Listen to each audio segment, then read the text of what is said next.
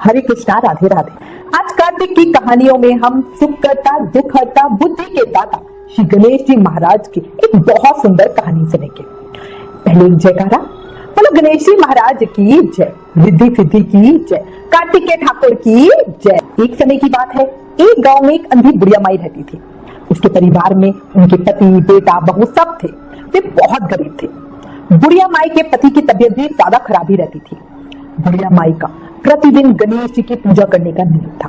वो बड़े प्रेम भाव श्रद्धा के साथ रोज नियम से गणेश जी महाराज का पूजन किया करती थी, गणेश जी महाराज को याद किया करती थी। बुढ़िया माई की भक्ति से प्रसन्न होकर एक दिन गणेश जी उस बुढ़िया माई के सामने साक्षात प्रकट हो गए और बोले, बुढ़िया माई, मैं तेरी पूजा से प्रसन्न हुआ, वर मांगो। बुढ़िया माई तो उनको देखकर एकदम हैरान रह गई। वो बोली, हे कृपा सिंधु, मुझे तो मांगना नहीं आता। अब गणेश जी महाराज हंसे, मुस्कुराए और बोले, बुढ़िया माई, मैं आया हूं तो कुछ ना कुछ तो तुझे दूंगा जरूर। अब बुढ़िया माई ने फिर वही बात बोली, प्रभु, जिंदगी में पहली बार सामने आए हो, मुझे नहीं पता इस समय में आपसे क्या कहूं। आपको देखने से मेरी सारी इच्छाएं खत्म हो गई है। अब ये सुनकर गणेश जी वापस मुस्कुराए और बोले, माई, मैं फिर कल आऊंगा, तब तक तू सोच ले, अपने बेटे बहू से पूछ ले और फिर मांग लेना। अब बुढ़िया माई बोली, जी प्रभु। और तभी गणेश जी महाराज अंतर्ध्यान हो गए। अब बुढ़िया माई ने बेटे को सारी बात बताई तो बेटा बोला, माँ, धन मांग लो। बुढ़िया माई को कुछ बात जची नहीं। उसने बहू से पूछा तो बहू बोली, माँ, पोता मांग लो। अब बुढ़िया माई ने अपने पति से पूछा तो वो बोला, मेरी जिंदगी मांग ले, मेरी तबियत, मेरी सेहत मांग ले। अब बुढ़िया माई ने सोचा कि ये सब तो सब अपने मतलब की बातें कह रहे हैं, क्यों ना मैं पड़ोसन से कुछ सलाह ले लूं। वो पड़ोसन के पास गई और उससे पूछा तो पड़ोसन ने बोला, क्यों तू धन मांगे, क्यों पोता मांगे, तू तो अपने लिए दीदा गोदा मांग, यानी अपने लिए आंखें और घुटने, अपनी सेहत मांग। तब बुढ़िया माई घर आई और सोचने लगी कि ऐसी क्या चीज मांगो जो बेटा बहू भी खुश हो जाए और अपना भी काम हो जाए। अब बुढ़िया माई सारी रात सोचती रही, है ना, जब समय पड़ता है तो बुद्धि काम कर ही जाती है। सुबह हुई, बुढ़िया माई अभी भी सोच रही थी, पर वो बुद्धि के दाता की पूजा करती थी तो उनकी बुद्धि का चलना भी तो स्वाभाविक ही था। अब जब वो पूजा पे बैठी तब गणेश जी महाराज वापस उनके सामने प्रकट हुए और कहने लगे, माई, सोच लिया क्या मांगना है। तब बुढ़िया माई बोली, देखो, मुझे मांगना तो आता नहीं, बट तुम कृपा निधान हो इसलिए कह रही हूँ। हे गणेश जी महाराज, दया के सागर, सुख करता, दुख हरता, कृपा करो, मुझे दीदा गोदा दे दो, ताकि सोने के कटोरे में पोते को दूध पीता देखूं, अमर सुहाग देवो, निरोगी काया देवो, सभी को सुख देवो। अब जब गणेश जी महाराज ने ऐसा सुना तो वो हंसने लगे और बोले, माई, तू तो कहती थी कि तुझे मांगना नहीं आता, तूने तो मुझे ठग लिया, एक ही बार में तूने तो सब कुछ मांग लिया, पर ठीक है, तथास्तु। अब ये कहकर गणेश जी महाराज अंतर्ध्यान हो गए। बुढ़िया माई के पास सब सुख ही सुख हो गए। एक वरदान में ही बुढ़िया माई की जिंदगी बदल गई। हे गणेश जी महाराज, जैसे बुढ़िया माई पर कृपा करी, वैसे ही इस कहानी को कहते सुनते हुकारा भरते सब पर कृपा करना, सबको सुख देना, सबको निरोगी काया देना, सबके ऊपर कृपा बनाए रखना। बोलो गणेश जी महाराज की जय। ओम गण गणपताय नमः। कार्तिक स्नान की कहानी बताती हूँ। एक समय की बात है, किसी नगर में एक बूढ़ा व्यक्ति रहता था। उसकी पत्नी का स्वर्गवास बहुत पहले हो गया था। उसके 7 बेटे 7 बहुएं थी। उसके 7 बेटे अलग अलग रहते थे, पर सबके घर आसपास ही थे। उस बूढ़े व्यक्ति का कोई एक निश्चित ठिकाना नहीं था। वो कभी किसी बेटे के साथ रहता, कभी किसी बेटे के साथ। बूढ़ा व्यक्ति मन का सच्चा और भगवान का भक्त था। जब उसकी पत्नी जिंदा थी तब वो हर साल जोड़े से कार्तिक दिन आता था। पर पत्नी के स्वर्गवास के बाद से उसे लगता था कि भाई बहू को परेशानी होगी, मैं सुबह जल्दी उठूंगा, है ना, इसलिए कार्तिक स्नान नहीं कर पाता था। एक बार कार्तिक का महीना आया। उसका मन बेचैन था, वो कार्तिक स्नान करना चाहता था। उसने अपनी सभी बहुओं से पूछा कि मैं कार्तिक का स्नान करना चाहता हूँ, क्या तुम इसे निभा दोगी। 7 में से 6 बहुओं ने बिल्कुल साफ मना कर दिया, भाई हमारे बस की नहीं, कौन रोज सुबह इतनी जल्दी उठेगा। लेकिन जो सबसे बड़ी बहू थी उसने कहा, पिताजी आप कार्तिक स्नान करो, मैं निभा दूंगी। अब बूढ़ा बड़ा खुश हुआ। कार्तिक का महीना शुरू हुआ। अब हर रोज बूढ़ा सुबह उठता, नदी पर स्नान करके घर आता, गीली धोती को बड़ी बहू के आंगन में सुखा देता। अब जैसे जैसे उस गीली धोती में से पानी की बूंदे जमीन पर गिरती, वैसे ही वे बूंदे मोतियों में बदल जाती। धोती से हीरे मोती गिरते देखकर बाकी 6 बहुओं से रहा नहीं गया और वो भी लालच में अगर वो बोली, हम भी पिताजी को अपने यहाँ नहाने को बुलाएंगे। अब उसने कहा कि पिताजी आप कल से हमारे यहाँ कार्तिक नहा लेना। अब बूढ़ी ने कहा, ठीक है भाई, मुझे तो नहाना है, यहाँ नहाओ कि वहां नहाओ, मैं तुम्हारे यहाँ नहा लूंगा। अब बूढ़ा सुबह सवेरे स्नान करके आया और धोती उसने दूसरी बहू के आंगन में सूखने के लिए डाली। लेकिन ये क्या, आज यहाँ पे हीरे मोती की बजाय धोती में से कीचड़ टपकने लगा। अब सभी बहुओं ने देखा तो बड़ी हैरानी और उन्होंने कहा कि आप हमारे यहाँ पाप का स्नान कर रहे हो, आप हमसे खुश नहीं होना, इसलिए यहाँ से जाओ और बड़ी बहू के यहाँ स्नान करो। अब बूढ़ा वापस से बड़ी बहू के यहाँ आया और कार्तिक का स्नान करने लगा। स्नान करके उसने फिर धोती सुखाई तो फिर से हीरे मोती गिरने लगे। अब धीरे धीरे कार्तिक का महीना खत्म हुआ। बूढ़ा कुछ चिंता से में रहने लगा। बड़ी बहू ने पूछा कि भाई क्या बात है बाबूजी, क्यों आप चिंता में हो। तो उसने बूढ़े ने बोला कि भाई मेरा कार्तिक का महीना खत्म होने वाला है और मेरा मन कर रहा है कि मैं समापन करना है, सारे परिवार को एक दिन खाने का न्योता दूं। अब की बड़ी बहू ने कहा, इसमें चिंता की क्या बात है, आप क्यों चिंता कर रहे हो, आप सभी को बुला लो, मैं बढ़िया खाना बना दूंगी। अब बूढ़ा बहुत खुश हो गया, उसने सभी को निमंत्रण दिया। तो बाकी बहुओं ने कहा, जब तक बड़ी घर पर है हम खाना खाने नहीं आएंगे। अब बूढ़े को सुनकर बड़ा दुख हुआ, वो फिर से चिंता में गिर गया। अब वो उसको जाकर वापस क्या कहता, वो चुप रहा। क्या होगा कैसे होगा, वो धीरे धीरे सोच सोच के सूखना लगा। अब बूढ़े को सूखते देखकर, इतनी चिंता में देखकर बड़ी बहू ने कहा, पिताजी अब आपको अब क्या चिंता है। तो बूढ़े ने कहा, देखो तुम्हारी बाकी छोटी देवरानियां क्या कह रही हैं, और उसने सारी बात बड़ी बहू को बता दी। अब ये बात सुनकर वो बोली, पिताजी आप किसी भी तरह से चिंता मत करो, मैं खाना बनाकर रख जाऊंगी और खेत पर घूम आऊंगी, मेरी भी आउटिंग हो जाएगी। अब उसकी बात सुनकर उसका मन देखकर बूढ़ा रोने लगा। बड़ी बहू ने उसे प्रेम से बेटी की तरह चुप कराया। अब कार्तिक पूर्णिमा को बड़ी बहू ने सबके लिए बढ़िया खाना बनाया, बहुत सारी अलग अलग तरह की चीजें बनाई। अब जब सबके आने का समय हुआ तो बहू ने 4 रोटी उठाई और खेत पे चली गई। इधर सभी आने वाले आए, खाना खाया और वाकई खाना बहुत ही बढ़िया बना था। 6 बहुओं ने खाना खाया, लेकिन वो होता ना जो दुष्ट होते हैं दुष्टी होते हैं, उन्होंने जाने से पहले बाकी बचे खाने में कंकड़ पत्थर डाल दिए, ताकि जब बड़ी बहू आएगी तो उसे दोबारा से खाना बनाना पड़ेगा, वो परेशान होगी, बड़ा मजा आएगा। उधर जो बड़ी बहू थी वो तो खेत में बैठी हुई थी। खेत में वो अपने साथ 4 रोटियां लेकर गई थी, उसके छोटे छोटे टुकड़े करके चिड़िया को डाल रही थी और बोल रही थी, राम जी की चिड़िया, राम जी का पेट, चुग लो चिड़िया भर भर के, मेरे ससुरे ने घर में दिया और मैंने खेत में, मतलब मेरे ससुर तो वहां खाना खिला रहा हूं, मैं यहाँ खेत में खिला रही। ऐसा बोलते उसने सारी रोटी चिड़िया को खिला दी। अब चिड़िया को खिलाकर वो वापस घर आई तो उसने देखा आंगन में बूढ़ा फिर से उदास बैठा है। अब उसने फिर पूछा, अब क्या हुआ बाबूजी, अब क्यों उदास हो। तो उसने, क्या काम ठीक से निपटा नहीं क्या। तो बूढ़ा बोला, हाँ काम तो सब बहुत अच्छे से निपट गया, लेकिन तेरी देवरानियां बड़ी शैतान है, वो बाकी बच्चे खाने में कंकड़ मिट्टी डाल गई, अब तू क्या खाएगी। बहू ने कहा, कोई बात नहीं पिताजी, कोई चिंता की बात नहीं, मैं तो अपने लिए फिर से रोटी बना लूंगी। अब बूढ़े बहू से बात करके जब बहू घर के अंदर गई तो देखती है घर पूरा जगमग कर रहा है। जिस खाने में उसने कंकड़ पत्थर डाले थे उसकी देवरानियों ने, उस खाने में हीरे मोती ले गए हैं, घर धन दौलत से भर गया, खूब बड़े बड़े अन्न के भंडारे लगे हुए हैं। और फिर बड़ा खुश हो गई और बूढ़े को आवाज देकर बुलाया और कहा, पिताजी आपने तो कहा था कि मेरे लिए कुछ नहीं बचा, लेकिन देखो यहाँ तो मेरा पूरा घर ही भर गया है, अन्न के भंडारे भरे हुए हैं, पूरे घर में धन की वर्षा हो रही है, देखो मेरा साधारण सा घर महल सा बन गया है। अब बूढ़ा सब चीजें देखकर बोला, बेटी तुमने सच्चे मन से कार्तिक स्नान को निभाया था, लेकिन बाकी बहुओं ने पाप मन से निभाया, इसलिए कार्तिक के देवता ने तुम्हें आशीर्वाद दिया है, वो तुम पर बहुत प्रसन्न है और इसीलिए तुम्हें ये फल मिला है। उसके बाद बहू भी खुश और ससुर भी खुश। हे कार्तिक के देवता, जैसे आपने बड़े बहू की सुनी, वैसे ही आप सबकी सुनना, कहते सुनते उकारा भरती सबकी सुनना, सबके भंडारे भरना। बोला कार्तिक के देव की जलब से तपसी की कहानी सुनाती हूँ। बहुत समय की पहले की बात है, किसी गांव में 2 मित्र रहते थे। एक का नाम था लपसी और दूसरे का नाम था तपसी। तपसी मतलब जो भगवान की हमेशा सेवा में लगा रहता है, तप करता रहता है। जो तपसी था वो हमेशा भगवान की सेवा में लीन रहता, और जो लपसी था, लपसी बोलते ना ज्यादा खाने वाला, तो लपसी क्या था, रोज 1.25 सेर दही की लस्सी बनाता, भगवान को भोग लगाता और पी जाता। एक दिन की बात है, दोनों में बहस छिड़ गई कि भगवान का कौन बड़ा भक्त है। अब लपसी कहता मैं बड़ा भक्त हूं, तो तपसी कहता कि मैं बड़ा भक्त हूं, क्योंकि मैं तो सारा दिन भगवान की भक्ति में लगा रहता हूं। दैव योग से नारद मुनि उस समय पृथ्वी पर भ्रमण के लिए वहीं आए हुए थे।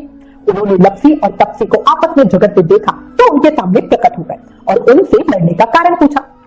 तब दोनों ने पहले तो नारद मुनि को प्रणाम किया, फिर अपनी समस्या बताई। तपसी बोला, हे नारद मुनि, मैं हमेशा भगवान की भक्ति में लीन रहता हूँ, दीन दुनिया किसी का ख्याल मुझे नहीं आता, इसलिए मैं ही तो भगवान का बड़ा भक्त हुआ। लेकिन देखो ये लपसी नहीं मान रहा और खुद को भगवान का बड़ा भक्त बता रहा है। अब तपसी की बात सुनकर लपसी बोला, हे मुनिवर, मुझे पूजा पाठ भक्ति तो आती नहीं, पर मेरा मन कहता है कि मैं भी भगवान का सच्चा भक्त हूँ। और ये क्यों, क्योंकि कभी भी मैं उनको भोग लगाए बिना नहीं खाता हूँ। पर ये बात तपसी नहीं मान रहा है। दोनों की बात सुनकर नारद मुनि बोले, अरे भैया इसमें लड़ने की तो कोई बात ही नहीं है, इसका फैसला तो मैं कल कर दूंगा। अब नारद मुनि की बात सुनकर दोनों संतुष्ट हो गए। नारद मुनि पर छोड़कर अपने अपने घर चले गए। अगले दिन तपसी रोज की तरह ही सुबह स्नान करके लौट रहा था और एक पेड़ के नीचे पहुंचा और आसन लगाकर साधना के लिए बैठ गया। नारद मुनि वहां आए और उसको साधना करते देखा। नारद जी ने उसके आगे 1.25 करोड़ की एक अंगूठी फेंक दी। तपसी साधना करता हुआ जोर जोर से मंत्र जाप कर रहा था, बार बार आंखें भी खोल रहा था। तभी उसकी नजर अंगूठी पे पड़ी। उसने इधर उधर देखा और वो अंगूठी उठाकर अपने पैर के नीचे दबा ली और फिर से साधना करने बैठ गया।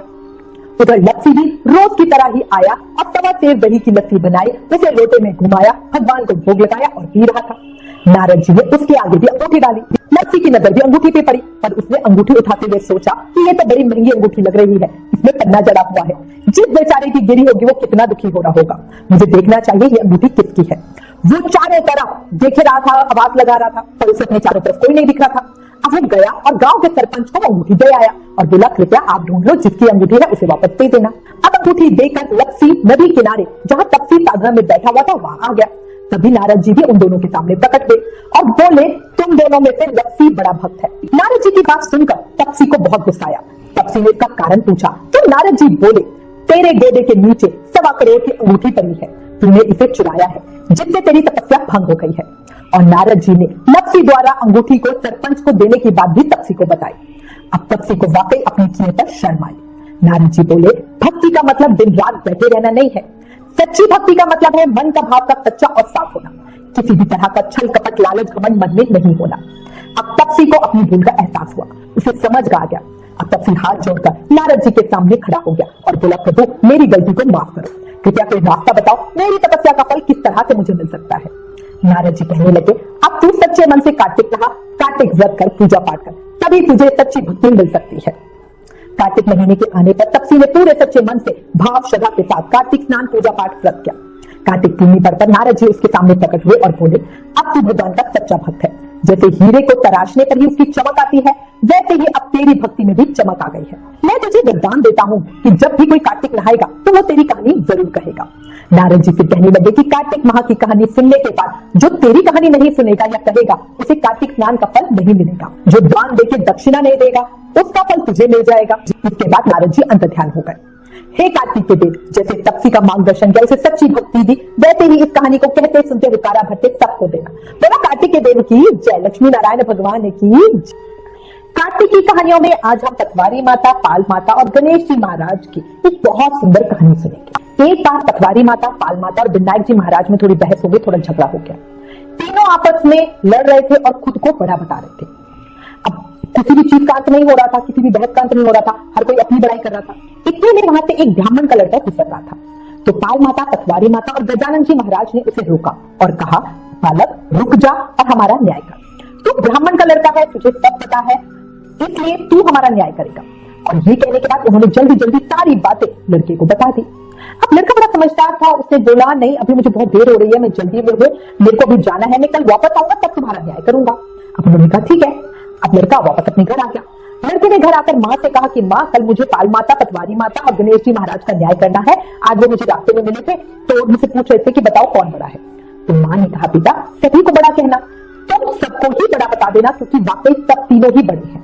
दूसरे दिन लड़का उस जगह पे गया जहाँ पे पाल माता, पटवारी माता और गणेश जी महाराज बैठे हुए थे।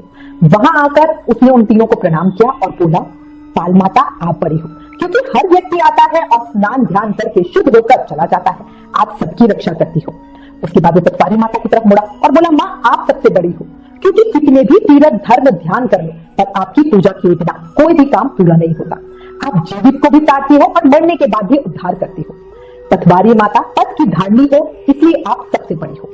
इसके बाद वो विनायक जी की तरफ मुड़ा और बोला सबसे पहले शुभ काम में आपको ही मनाया जाता है, आपको ही ध्याया जाता है, बिना आपके कोई भी काम सिद्ध नहीं होता, इसलिए आप सबसे बड़े हो। उसके बाद वो हाथ जोड़ के खड़ा हो गया और बोला आप सभी की आपस में कोई भी तुलना नहीं है, आप सभी बड़े हो। मनुष्य आप सबको पूजा करके ही भगवान विष्णु को पा सकते हैं। अब इसकी सुंदर बातें सुनकर पाल माता, पटवारी माता, विनायक जी महाराज खुश हो गए और बोले कि भाई तू तो बड़ा समझदार है, तेरे अंदर तो बड़ी चितराई है, तूने ही हम सबको ही बड़ा बता दिया, हम तुझ पे बड़े खुश हैं। अब उसके बाद उसे सदा सुखी रहने का आशीर्वाद दिया और खुद जौ के दाने उसके अंगूठे में डाल दिए। अब लड़का वापस अपने घर आने लगा और रास्ते में सोच रहा ये तो बड़ा घाटे का सौदा रहा, सारा दिन खराब करके न्याय करा और मिले तो इतने से जौ मिले। अब उदास मन से वो घर आके अंगूठे को एक कोने में डाल दिया और बैठ गया। अब माँ बोली बेटा न्याय करके आया है, कुछ मिला है तुझे? लड़का बोला हाँ माँ कोने में जो पड़े हैं देख ले। माँ ने अंगूठा उठाया तो उसमें हीरे मोती भरे हुए थे। माँ ने देखा और हीरे मोती का ढेर लग रहा है, हीरे मोती जगमगा रहे हैं। माँ बड़ी खुशी और बेटे को बुलाया। बेटे ने आकर कहा अरे आज तो पाल माता, पटवारी माता और विनायक जी महाराज हम पर बड़े प्रसन्न हुए, हम पे कितनी कृपा करती है। बेटे ने देखा तो वो भी हैरान रह गया। माँ बेटा बड़े प्रसन्न हुए। हे पाल माता, हे पटवारी माता, हे विनायक जी महाराज, जैसे आपने लड़के के ऊपर कृपा करी उसे दिया, वैसे ही इस कहानी को कहते सुनते हुकारा भरते सबके ऊपर कृपा करना, सबको सुख समृद्धि धन धान्य देना। बोला पाल माता की जय, पटवारी माता की जय, गणेश जी महाराज की जय, कार्तिक के देव की जय। पोपा बाई की एक बहुत सुंदर कहानी बताती हूँ। किसी गांव में एक महिला रहती थी, उसका नाम था पोपा बाई। वो भगवान की बहुत सच्ची भक्त थी। वो बहुत ज्यादा नियमों से व्रत पूजा पाठ करती। कार्तिक व्रत करना, स्नान करना, एकादशी व्रत, मार्गशीर्ष मास का व्रत, तो वैशाख महीने का पुरुषोत्तम मास का व्रत नियम, तो बहुत श्रद्धा और नियम के साथ करती। रोज में भी वो भगवान विष्णु की पूजा सेवा करती थी और बहुत नियम से, प्रेम से, भाव से उन्हें मनाती, उन्हें रिझाती रहती। उसने अपना पूरा जीवन भगवान विष्णु को समर्पित कर रखा था। आसपास के जितने इलाके थे वहां जब भी कभी सत्संग, पाठ, भजन कीर्तन, भागवत कथा का पाठ वगैरह कुछ भी होता था तो उसमें पोपाबाई जरूर जाती थी। उसके माता पिता का देहांत बहुत समय पहले जब वो छोटी थी तभी हो गया था। उसका एक बड़ा भाई था और वो उसी के साथ रहती थी। जो उसका भाई था उसकी शादी हो गई थी, बच्चे भी थे, भरा पूरा परिवार था। तो जो उसका भाई था ना तो दिन रात पोपाबाई की शादी की चिंता में लगा रहता था। अब परेशानी क्या होती थी, जब भी कोई रिश्ता आता था तब पोपाबाई उसे मना कर देती थी। अब भाई इस बात से बहुत परेशान भी था, चिंता में भी था और गुस्से में भी था। भाई को लगता था कि ये सब पूजा पाठ की वजह से हो रहा है कि बहन इतनी ज्यादा पूजा पाठ करती है इसलिए तो शादी में इंटरेस्ट नहीं है। एक दिन भाई ने पोपाबाई से बोला कि वो किसी भी तरह का कोई भी पूजा पाठ का कार्य आगे से नहीं करेगी। अब ये सुनकर तो पोपाबाई को बहुत ही ज्यादा दुख हुआ। उसने उस दिन अपने भाई और भाभी से ये कहा कि मैं कभी भी शादी नहीं करूंगी, ये मेरी प्रतिज्ञा है, मेरा जीवन भगवान विष्णु को समर्पित है और अब मैं आपके साथ रह भी नहीं सकती, इसलिए मेरी झोपड़ी गांव के बाहर बना दो और गांव के सभी लोगों से कह दो कि वो अपने गाय और बछड़े मेरे पास जंगल में घास फूस चढ़ने के लिए भेज दे। मैं उन सबका ध्यान रखूंगी और फिर अगर वो जो भी चाहे वो मुझे अपने घर का बचा कुछ खाना दे सकते हैं। अब भाई ने, भाभी ने उसे समझाने की, मनाने की बहुत कोशिश की और पोपाबाई पूरी तरह से मन, क्रम, वचन से भगवान को समर्पित हो चुकी थी। उसने अपने आप को पूरी तरह से भगवान के शरणागत कर दिया था। अब वो अकेली गांव के बाहर झोपड़ी में रहती। इस तरह वो ज्यादा से ज्यादा समय अपना भगवान की सेवा पूजा में बिताने लगे क्योंकि उसके पास और तो कुछ होता ही नहीं था। वो पूरा दिन पूजा पाठ, भजन कीर्तन में लगी रहती थी। उनके नियम, सेवा और ज्यादा पक्के हो चुके थे। अब एक दिन क्या हुआ, जो उस राज्य का राजा था वो शिकार खेलने के लिए जंगल में आया और उसने देखा कि गांव के बाहर जंगल के पास एक झोपड़ी बनी हुई है। तो वो झोपड़ी को देखकर रुक गया। राजा को प्यास लगी थी इसलिए उसने झोपड़ी में पानी पीने के लिए सोचा और वो झोपड़ी के पास पहुंच गया। झोपड़ी के पास जाकर उसने जोर जोर से आवाज लगाई, अंदर कौन है, ये झोपड़ी किसकी है? लेकिन अंदर से कोई भी आवाज नहीं आई। अब राजा को प्यास भी लगी थी और थोड़ी सी उत्सुकता भी लगी थी कि झोपड़ी में रहता कौन है, इसलिए वो लगातार दरवाजा खटखटाता जा रहा था। तब पोपाबाई उठी और अंदर से ही बोली, कौन हो तुम जो बार बार दरवाजा बजा रहे हो, क्यों आवाज लगा रहे हो? अब राजा ने जब पोपाबाई की आवाज सुनी तो वैसी मधुर आवाज पर मोहित हो गया और सोचने लगा कि जिसकी आवाज इतनी प्यारी है वो खुद कितनी सुंदर होगी। पाप और काम वासना ने राजा की बुद्धि भ्रष्ट कर दी। राजा ने कहा कि मैं यहाँ का राजा हूँ और तुम्हारे साथ विवाह करना चाहता हूँ। अब पोपाबाई ने अंदर से ही कहा कि जहां से आए हो वहीं चले जाओ, मैं किसी पराये पुरुष का मुंह भी नहीं देखते हुए मैंने अपना जीवन भगवान को समर्पित कर रखा है और मैं यहाँ उनकी पूजा पाठ करती हूँ। अब ये सारी बातें सुनकर राजा का जो पापी मन था वो काम वासना से और ज्यादा पीड़ित हो गया क्योंकि उसको पोपाबाई की आवाज बहुत मुझे बड़ी प्यारी लग रही थी। राजा ने पोपाबाई की एक नहीं सुनी और जबरदस्ती दरवाजा तोड़ दिया और उसे उठाकर अपने महल में ले गया। जब वो जबरदस्ती पोपाबाई को ले गया तो पोपाबाई ने राजा को श्राप दिया कि उसका सारा राजपाट नष्ट हो जाएगा।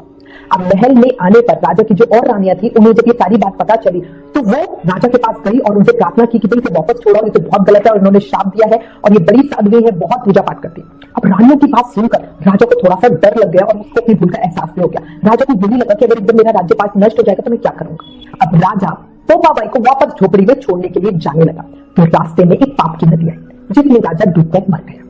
उस समय पोपाबाई बहुत दुखी थी क्योंकि एक पर पुरुष ने उनको हाथ लगाकर उनका जो सतीत्व था वो नष्ट करने की कोशिश की थी। इसलिए पोपाबाई ने वही अपनी इच्छा शक्ति से अपने प्राणों को त्याग दिया। उनके अंदर इतनी ज्यादा सत्य था कि उन्होंने अपनी इच्छा मृत्यु ले ली। अब पोपाबाई धर्मराज के जो राज्य था वहां पहुंची। धर्मराज जी ने उनका बहुत आदर मान सत्कार किया और कहा कि आपको बैकुंठ वास तो नहीं मिल सकता क्योंकि आपने विधान के अनुसार अपने समय पर आपकी मृत्यु नहीं हुई है जो ब्रह्मा जी ने लिखी थी। आपने अपनी इच्छा से जो आपके पूजा पाठ का प्रभाव था उस शक्ति से अपने प्राणों का त्याग किया है। पर भगवान विष्णु की आप इतनी ज्यादा भक्त हो ना कि भगवान ने आपके लिए आज्ञा दी है और आपको स्वर्ग का राज मिला है। कार्तिक महीना आपकी भक्ति का महीना होगा। कार्तिक स्नान करने वाले भक्त आपको याद करेंगे, आपकी कहानी कहेंगे, सुनेंगे, तभी उनका कार्तिक व्रत, कार्तिक स्नान पूरा होगा।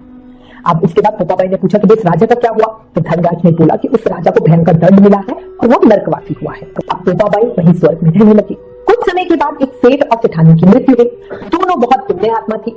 वो धरती से स्वर्गलोक आए तो उन्होंने देखा कि उनके द्वार बंद है। अब धनराज जी से वो बोलने लगी कि द्वार खोलो। अब धनराज जी ने कहा कि इस द्वार पर पोपाबाई का राज है। इस पर सेठ सेठानी कहने लगे कि हम तो पोपाबाई को नहीं जानते।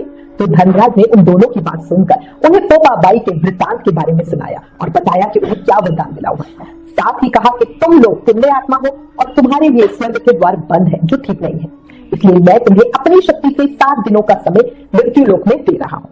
तुम दोनों वापस मृत्युलोक में जाओ और वहां कार्तिक के इस पावन महीने में पोपाबाई का नाम लो, उनकी कथा सुनो, साथ ही 8 खोपर राई से भरकर 5 कपड़ों के साथ कहानी सुनकर उद्यापन करना और कहना कि राज है पोपाबाई का, वो लेखा लेगी राई राई का। अब दोनों से सिठानी बात समझ गए और वापस धरती पर आ गए। धर्मराज के कहे अनुसार उन्होंने वैसा किया। 7 दिन तक पोपाबाई की कहानी सुनी। 7वें दिन वो उद्यापन करके वापस स्वर्ग गए तो उनके लिए स्वर्ग के द्वार खुले हुए थे। हे पोपाबाई, जैसे सेठ सिठानी के लिए स्वर्ग के द्वार खोले, ऐसे ही इस कहानी को कहते सुनते पुकारा भरते सबके लिए खोलना। बोलो पोपाबाई की जय, बोलो कार्तिक के ठाकुर की जय, मोर मुकुट बंसी वाले की जय। कार्तिक के इस पावन महीने में मैं आप सबके लिए प्रार्थना करती हूँ, अगर कार्तिक महीने की ये कहानी आपको पसंद आई हो तो प्लीज इस वीडियो को ज्यादा से ज्यादा शेयर करें। Please like, share and subscribe. Thank you. Hare Krishna.